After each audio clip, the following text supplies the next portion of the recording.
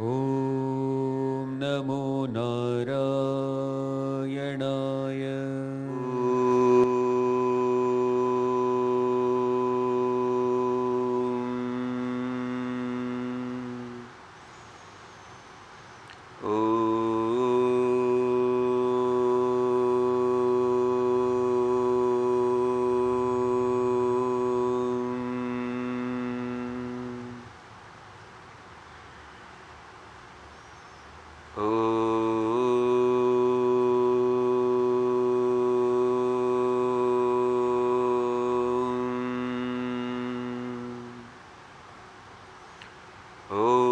सहनाववतु सहनौ भुनक्तु सह वीर्यं करवावहै तेजस्विनावधीतमस्तु मा विद्विषावहै।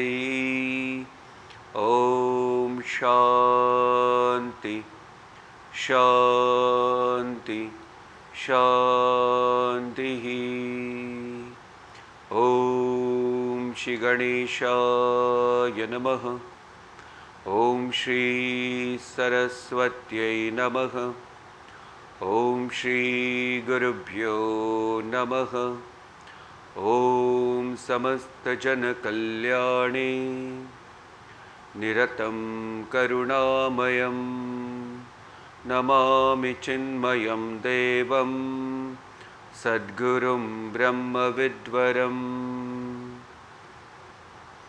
ॐ सच्चिदानन्दरूपाय विश्वोत्पत्त्यादिहेतवे तापत्रयविनाशाय श्रीकृष्णाय वयं नुमः।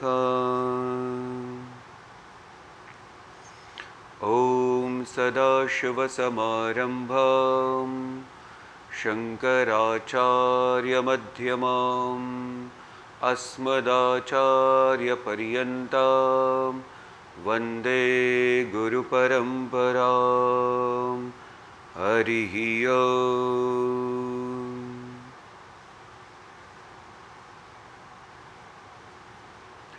सुप्रभातम्। Today we are now studying Upadesh Sara. This text is composed by Ramana Maharshi Bhagavan, and it has all the aspects of sadhana. It has karma yoga, it has bhakti yoga, it has hatha yoga, and it has jnana yoga. So let us chant the verses.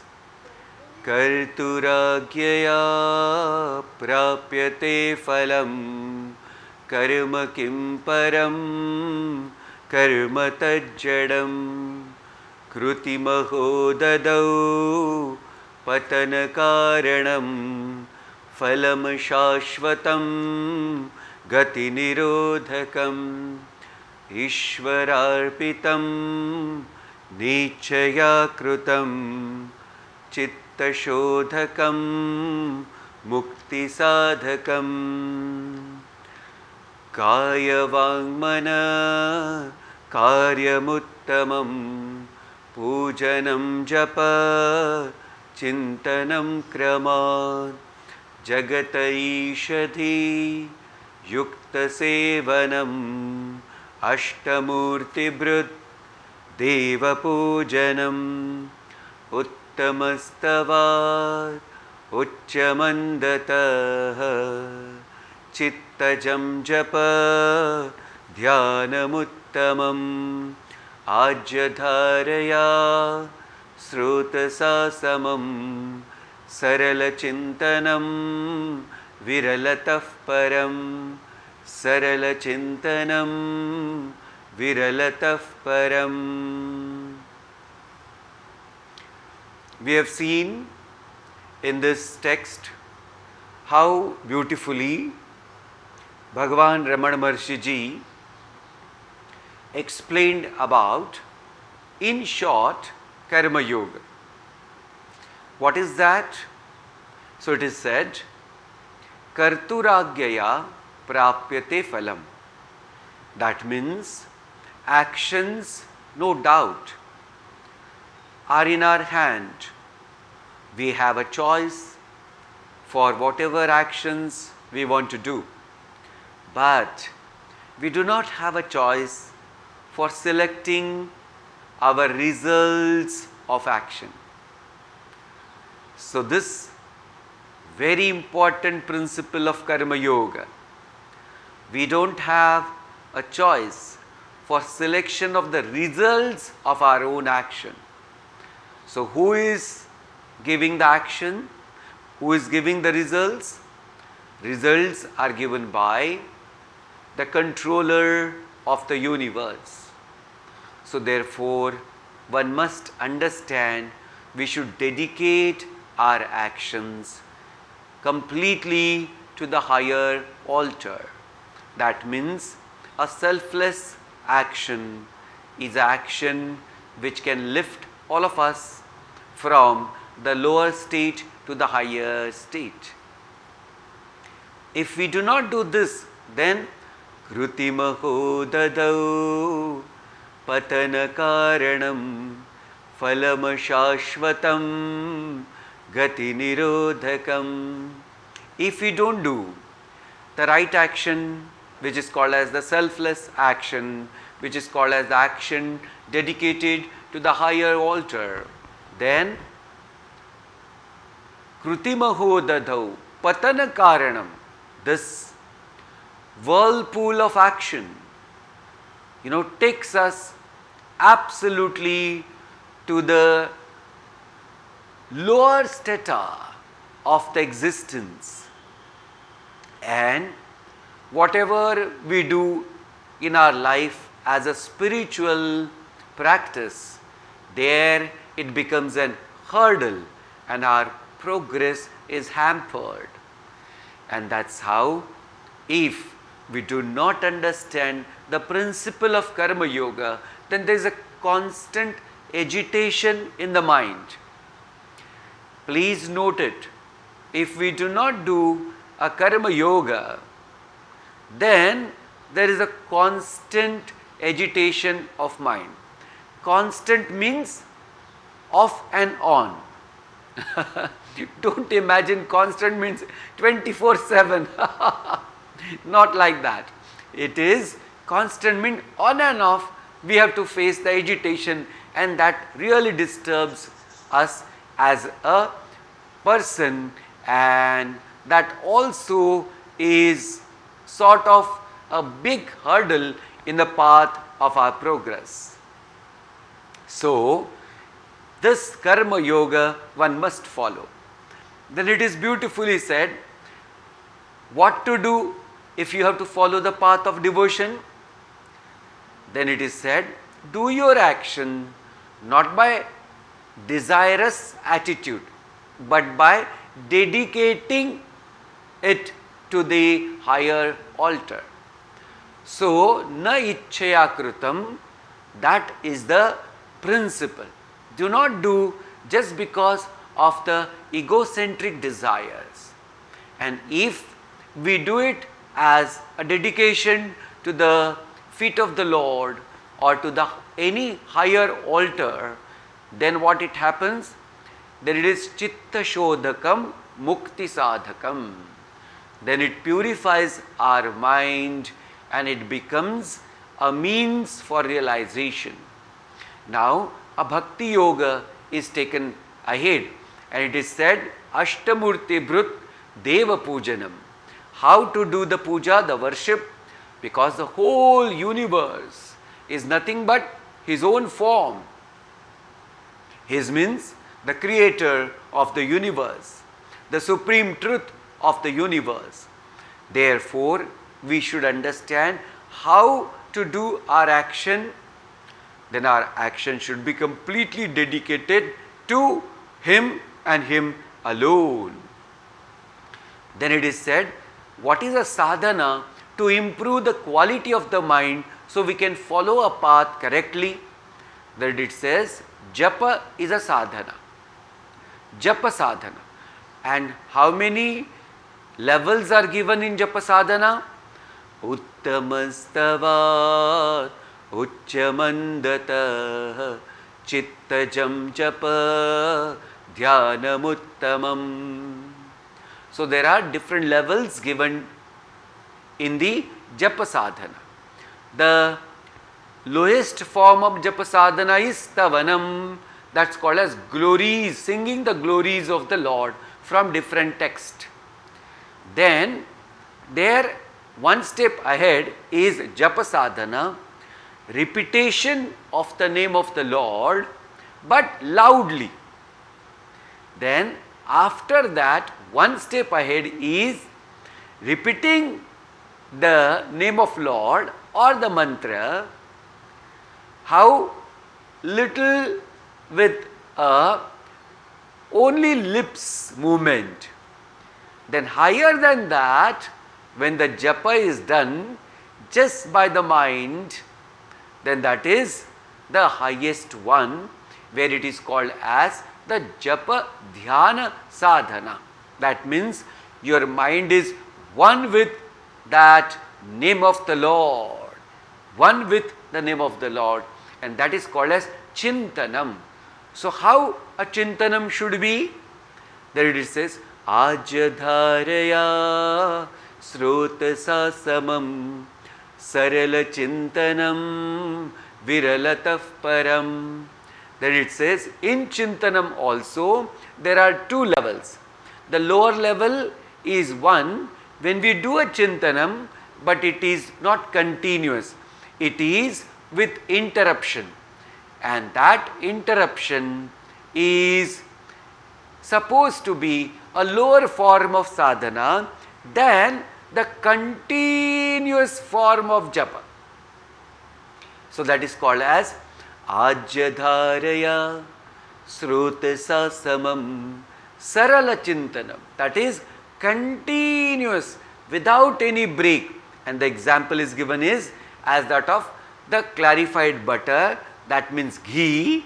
If you pour it from one utensil to the plate, how slowly but a continuous one stream of ghee comes down without any break in between. That is how our chintanam should be. And then next example is given is srotasa samam.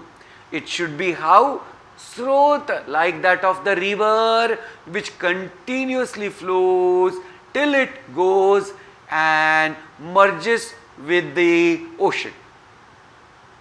So let us give some more thought to this ajadharaya sarala chintanam. Last time we have thought of it and we have reflected over it. Let us give some more reflection. First and foremost, where it is said our chintanam, that is called as our contemplation, should be continuous. Now very important point which comes here, that for continuous chintanam we require a object that which we love. This is an important point. The object that which we love, and our love is such which attracts the attention of the mind towards the object of love. So therefore, slowly, when one develops the devotion as that of the Bhakta Prahlad, as that of the Shabri, as that of the Gopikas of the Vrindavan, then that becomes the Sarala Chintanam, continuous flow of Bhagavan's name in the mind, and the mind is one with it. How it is? Like that of the river which flows from long distance, right from the Himalayas. Our Ganga Mataji flows continuously and goes and merges with the ocean. Till then it merges with the ocean, the water of the river continuously keep flowing and keep flowing. Similarly, our mind also should understand, unless and until it becomes one with that name, one with that form, then till then keep doing. So that's a beautiful way it is explained here. Now we will take it up, one or two examples. What are the examples? So as a scientist you can think of. How is the scientist? One who has a complete love for his research. Complete love for the research. And what is his field of action? His own laboratory. So he goes into a laboratory and then morning to evening he just sits in that laboratory. And during that time he may forget his food also. So therefore, how it happened so? But has to understand the love for that action and the love for each and everything in action. So Gurudev used to say beautifully, you can note these two important quotes of Pujya Gurudev. He says, one should do whatever he or she loves. What is the first important statement? One should do whatever he or she loves. And then somebody asked him, if you do not find your love, then then he said, then you love whatever you are doing. Both are supremely profound. First statement is, you should select that field which you love from your core of the heart. But if you cannot, then develop this attitude to love whatever comes as a field of action in your life. So either this or that, and that's how one can enjoy every moment of our action. And then we do not continuously focus on the result of action if we love our each and every moment of doing the action. Having said so, now Ramana Maharshi Ji takes us to a different plane. We'll chant verse number 8. भेद भावनात् सोहमित्यसौ भेद भावनात् सोहमित्यसौ भावनाभिदा पावनी मता भावनाभिदा पावनी मता. This is very interesting verse and little subtle to understand also. We will try to make it simple with examples. So first let us see the meaning of the verse. It says, Bheda bhavanat sohamityasau bhavana abhida pavani mata. Bheda bhavana means superior than the contemplation done with duality. Contemplation done with duality. We will explain what it is. First, little focus should be given on the meaning of the verse. So, Bheda Bhavana, the contemplation which we are doing on the with a duality as a support, then more than that, the superior than that is what? Abhida Bhavana. Abhida Bhavana. What does it mean? The contemplation done without duality. So there are two important aspects are here. contemplation with duality, contemplation without duality. Contemplation with duality is somewhat inferior than the contemplation without duality. Then it says, contemplation without duality, what does it mean? Saha aham iti asau. Saha, that, aham, I, asau, is. So that I am. This attitude is a superior attitude, and that contemplation is a superior contemplation than I am here and my object of contemplation is there. Hope you are understanding. I am here and my object of contemplation is there. This bhavana, this practice of contemplation is somewhat inferior as Bhagavan Ramana Maharshi Ji than the contemplation done without the duality. And that it says Pavani Mata. It is considered as a greater purifier, the holier than the first one. So this is a meaning of the verse. So one point one has to note. Please understand, this verse requires a lot of good attention and a good reflection. So let us start. First, here the subject is of contemplation, Chintanam. So Chintanam, as we have started this subject from last verse onwards, so it is said that Chintanam, which is Ajya Dharaya, is better than the Virala Bhavana. That is called as Virala state, means a continuous flow of Sajatiya Vritti. Sajatiya Vritti means Sajati, means only one set of thought. One set of thought towards the point of contemplation. So, when we understand Chintanam, the contemplation, then we have two things. This is right from the beginning we have started the reflection. What are they? First is object of contemplation. Object of contemplation. Second is contemplator.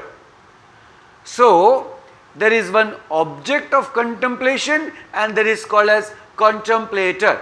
So, object of contemplation and contemplator are two different things. Note it. They are two different things.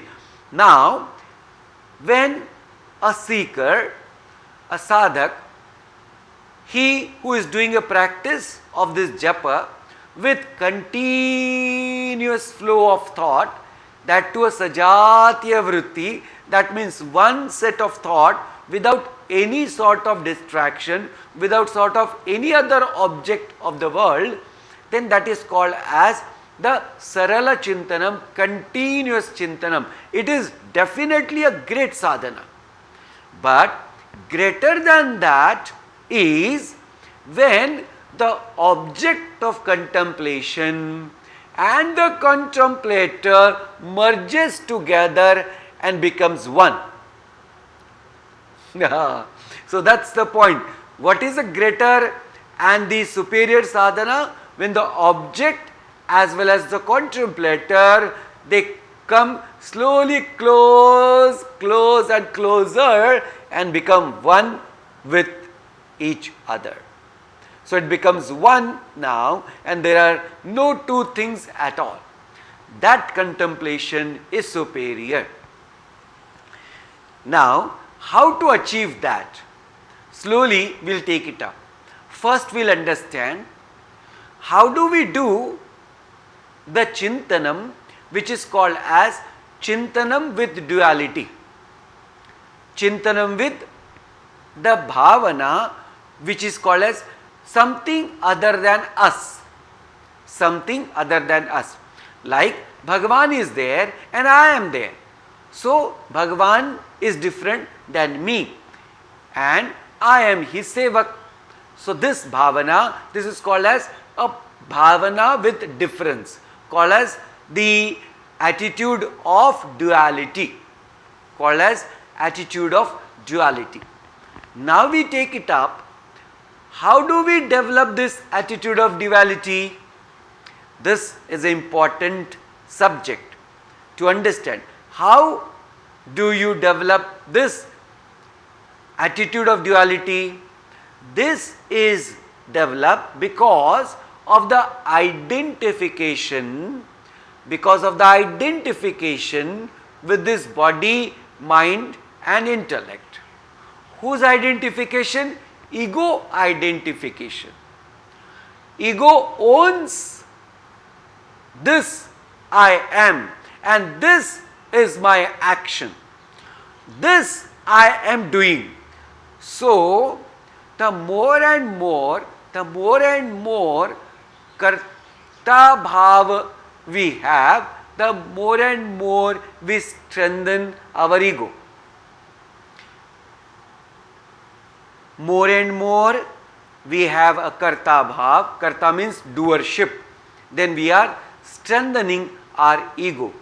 The more the ego, the greater the identification with the body, mind and intellect. Greater the identification with body, mind and intellect. Then what happens? See, once we have a body, mind and intellect identification, how our world becomes different. So once the body identification is there, then related to body, all these things are there. First, as a man and woman. With the body, I say, I am a man. And with other body, we say, I am a woman. So a man says, I am a man. A woman says, I am a woman. So this is from the standpoint of body. Then comes the birth taken in some kula, called as lineage. Then I am from that lineage and that's how I am superior to others. This is sort of attitude we develop. Then important is then the color of the skin. Now just imagine, this person has a white color skin, this person has a dark color skin, and the white color skin is superior, and in the world, whole world, the racism is going on this level or on this sort of wrong understanding of color of the skin and so on, like that. I am fat, I am thin, I am muscular, I am so and so, I am tall, I am dwarf, I am rich, I am poor.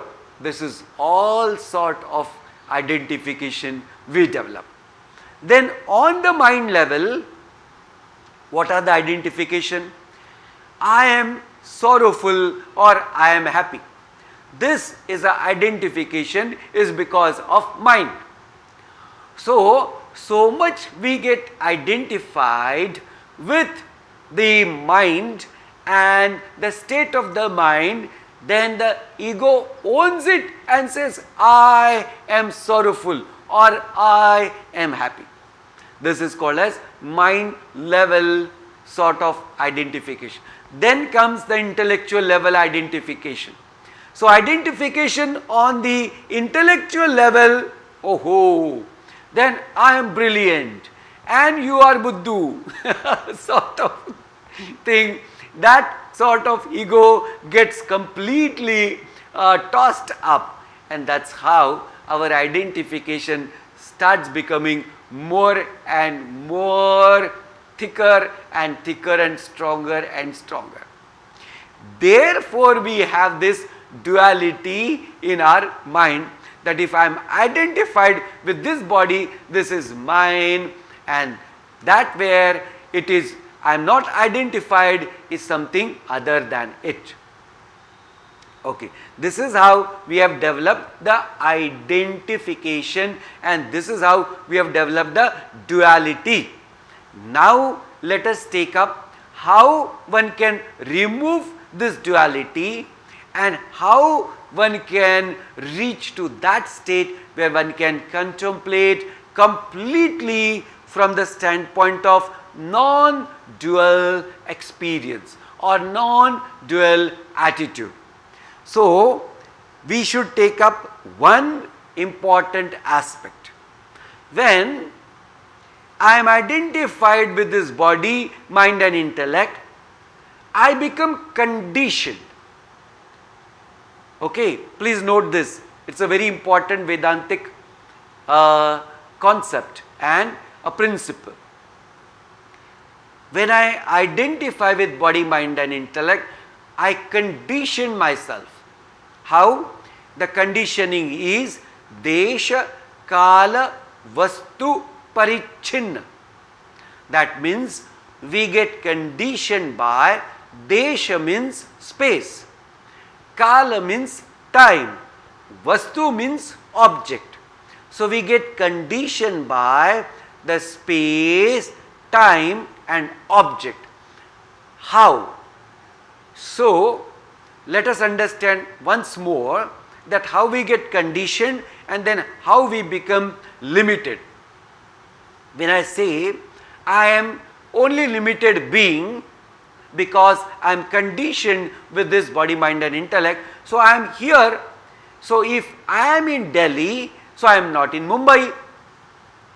So what is called as? This is called as conditioning of a desha. Desha means space. एक जगह पे है तो दूसरी जगह पे नहीं है. Got it? So this is a conditioning. Second conditioning is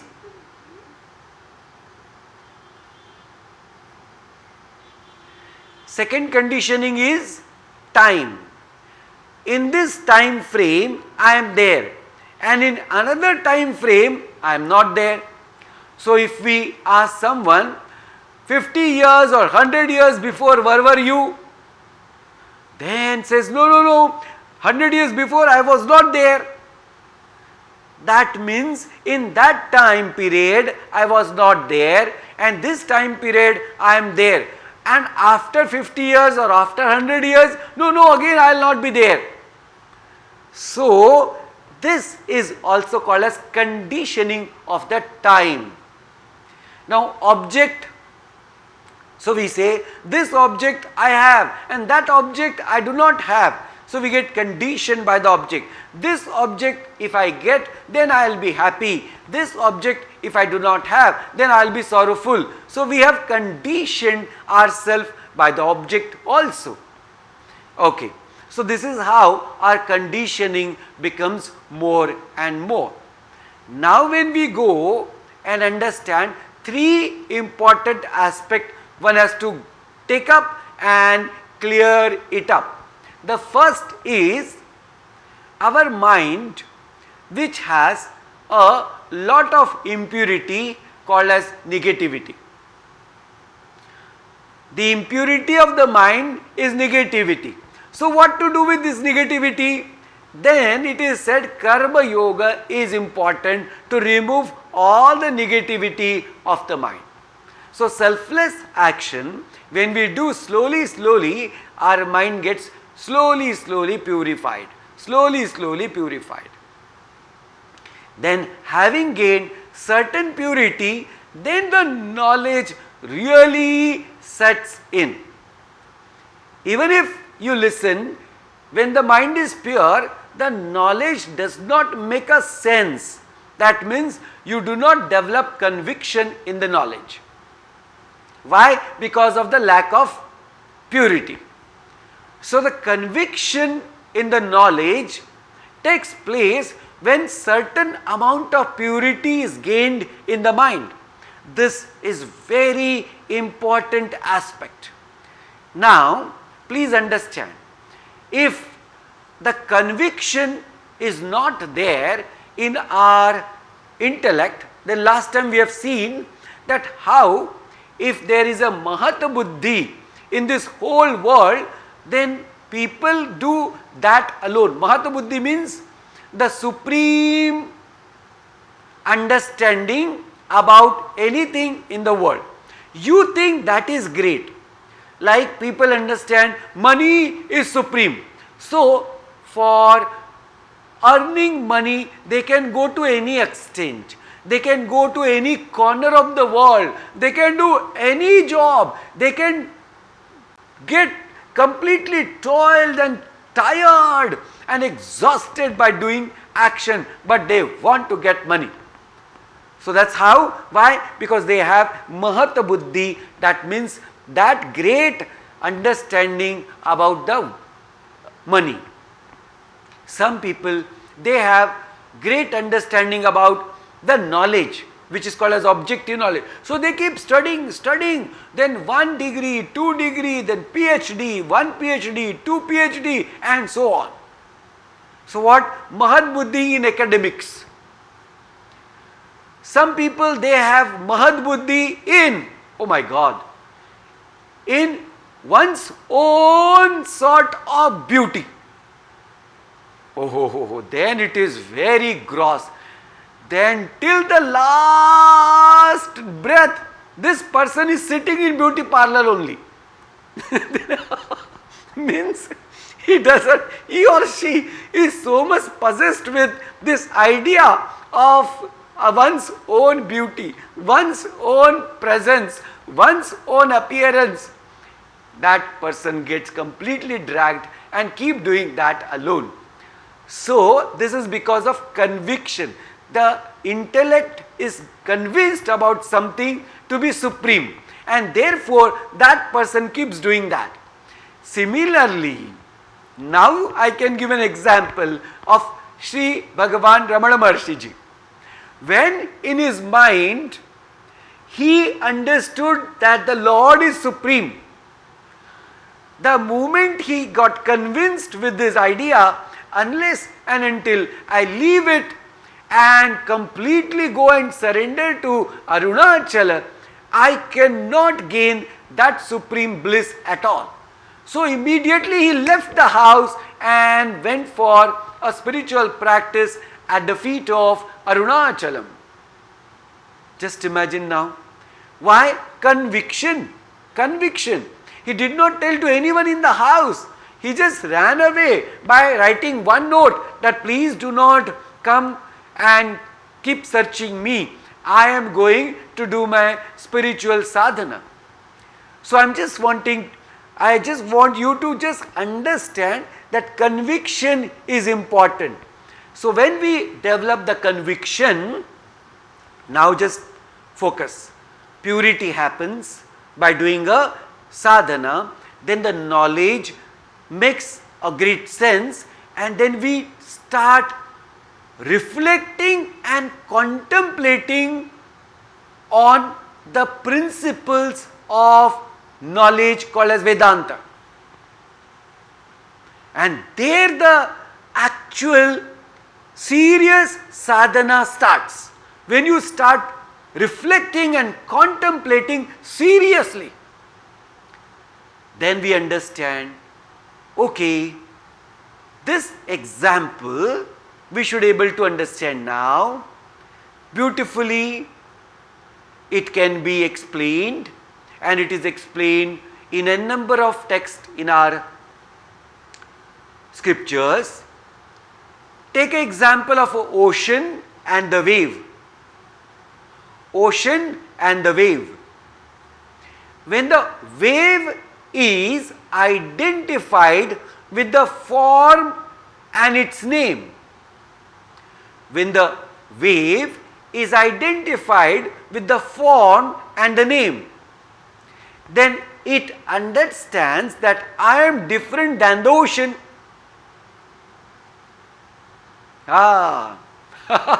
This is a fantastic example. So it understands itself to be different than the ocean.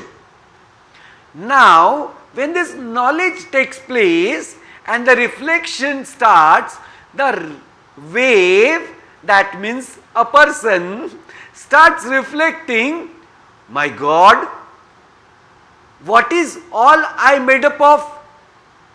Then that wave says and understands, I am made up of nothing but water, water and water. Every corner of my form is nothing but the water, water and water. Then it further contemplates, that means if I am nothing but the water and I am connected to the water, that means I am water alone. Yes, I am water alone. The moment this wave drops its own identity and with the right contemplation understands that the content of the ocean and the content of the wave is nothing but the same water and water. It is just because of the conditioning it has a form, and because of the form there is a name. Similarly, to all of us, our conditioning is so much about what? About our own thoughts, about our own achievements, about our own happiness and so on. And therefore, we have taken a form. And having taken a form, we have got the name. But understand, this name and this form is not at all different than that universal truth. How is it so? Now please understand. There are two levels. Definitely there is a difference between the universal form and what we have as a limited form. So from the standpoint of upadhi, what is called as upadhi? This body is upadhi. In English it is called as conditional adjunct. It is called as conditional adjunct. So from the standpoint of upadhi, called as his body, definitely there is a difference between us as well as the Supreme Being, as a Virata Swarup of the Bhagavan. So from the standpoint of upadhi, there cannot be a similarity or oneness at all, as that of the wave. If wave is understood as one identity and the ocean is understood as another identity, so the wave and the ocean cannot be one from the standpoint of limited name and form.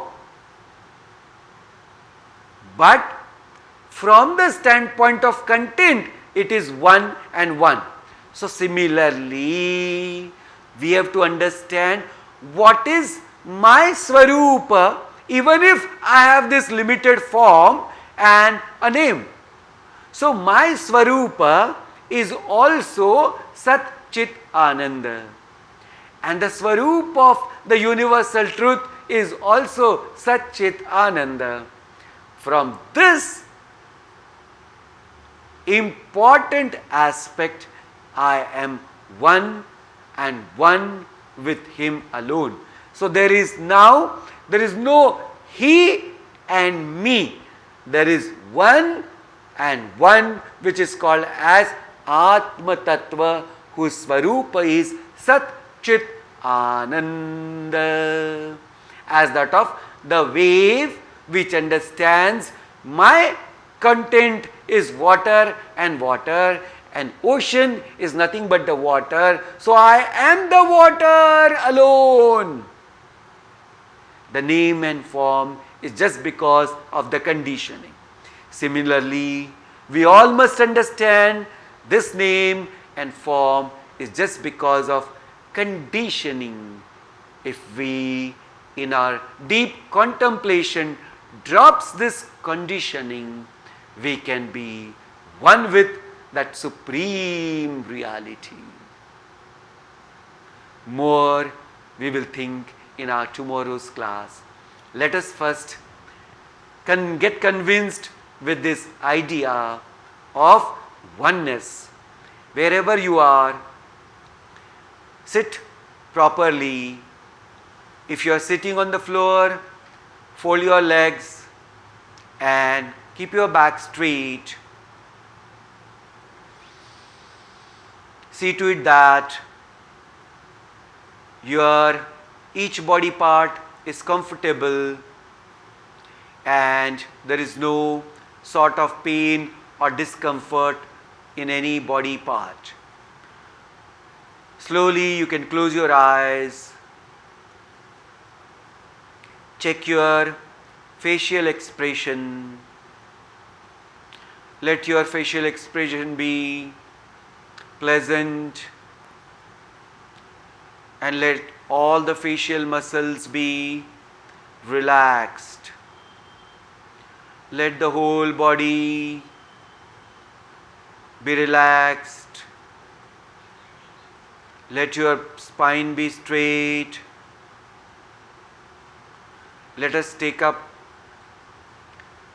now the first level of concentration is to focus on our breathing process.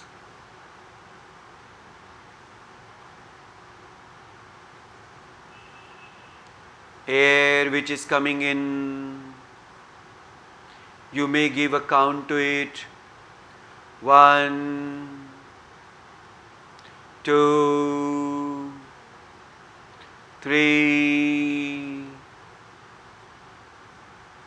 Let the air fill all the corner of your lungs. Slowly release it. 3, 2, 1. Again, you can inhale. 1, 2, 3. Let your lungs get filled up. Then you release the air. 3, 2, 1. Do it for 5 more times. Keep your focus, keep your attention to the best of your capacity.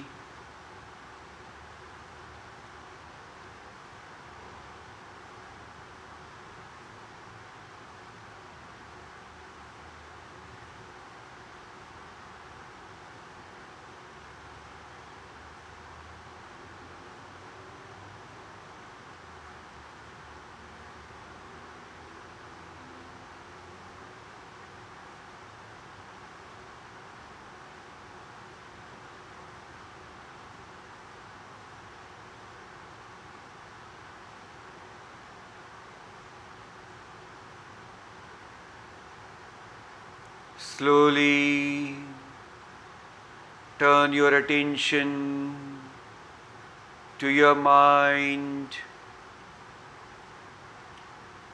and recollect all important discussion of today's session. Contemplation has a 2 aspect. One aspect is the object of contemplation. Another aspect is contemplator. So it is said here, when one contemplates with duality,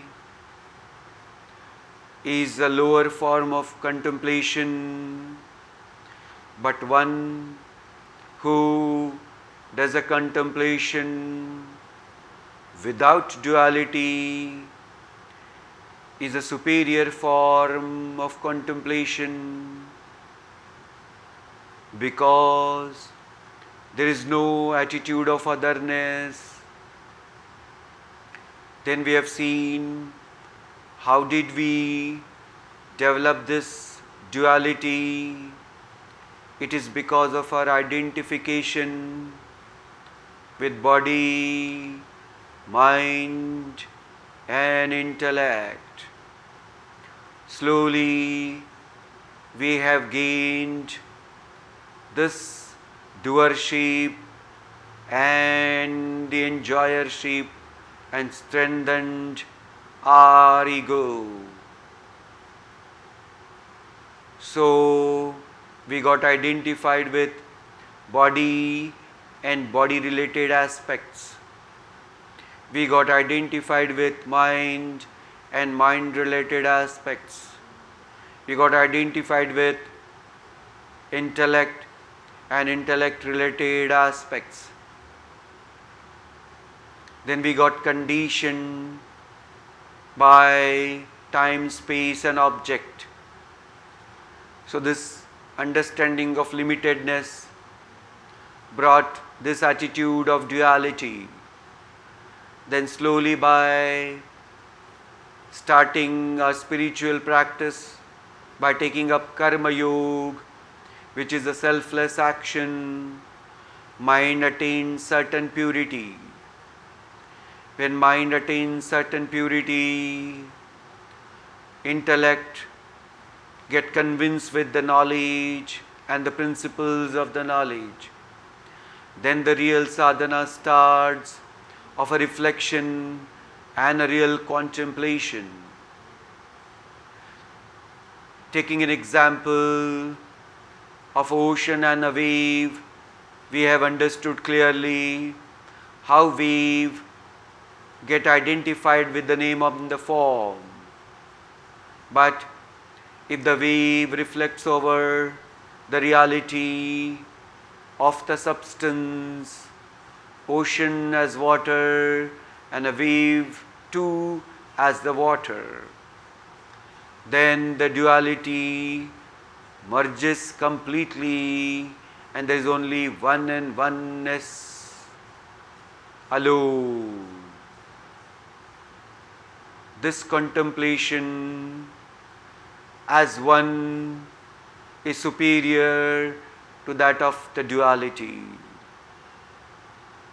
Let us reflect over and contemplate on that formless, attributeless, absolute, changeless reality.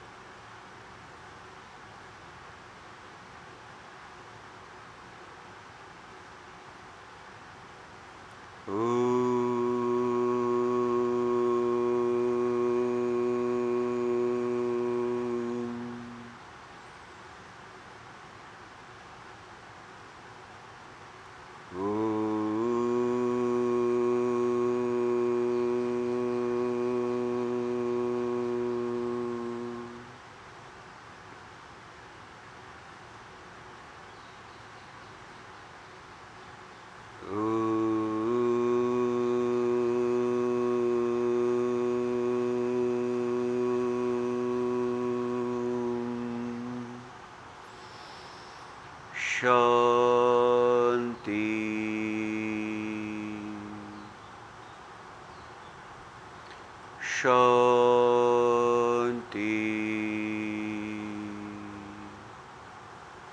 Shanti,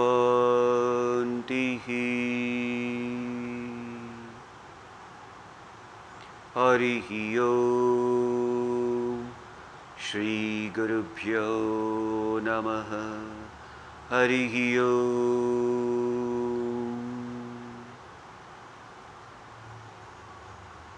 Keep your hands in folding position. Have a gratitude in your mind towards the Supreme Reality, the Lord. for giving us these beautiful moments and the knowledge.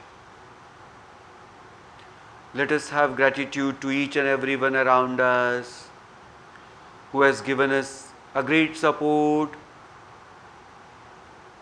to reach here wherever we are. Bow down to the Supreme, Almighty Lord.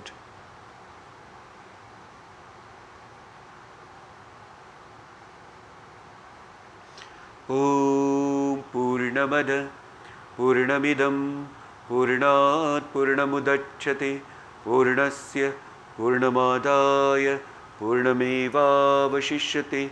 Om Shanti Shanti Shanti. Harihi Om. Shri Gurubhyo Namaha. Harihi Om. Om Namo Narayana.